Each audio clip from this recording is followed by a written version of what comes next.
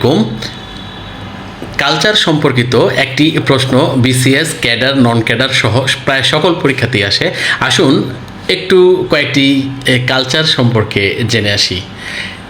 প্রথমেই আমরা জানছি এপিকালচার। এপিকালচার শব্দের অর্থ মৌমাছি পালন বিদ্যা। এপিকালচার মানে আমরা বলছি মৌমাছি পালন বিদ্যা। এভিকালচার মানে হলো পাখি পালন বিদ্যা।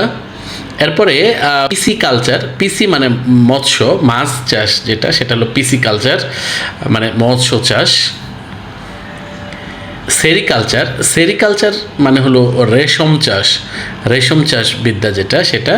আর হর্টিকালচার মানে হলো উদ্যান বা বাগান চাষ, বাগান প্রতিপালনের ব্যাপারগুলো শেখানো হয় এখানে। আর একুয়া আমরা জানি যে একুয়ারিয়াম থেকেই একুয়া কালচার, এটা পানি সংক্রান্ত, অর্থাৎ পানিতে যে গাছপালা জন্মগ্রহণ করে অথবা জীবজন্তু তাদের যে বংশবৃদ্ধি সংক্রান্ত যে শিক্ষা ব্যবস্থা বা প্রতিপালন চেষ্টা, সেটাই হলো মূলত একুয়া কালচার।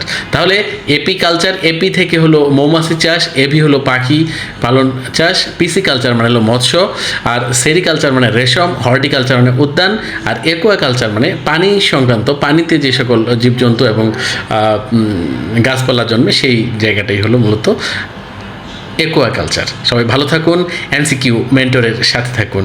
আসসালামু আলাইকুম।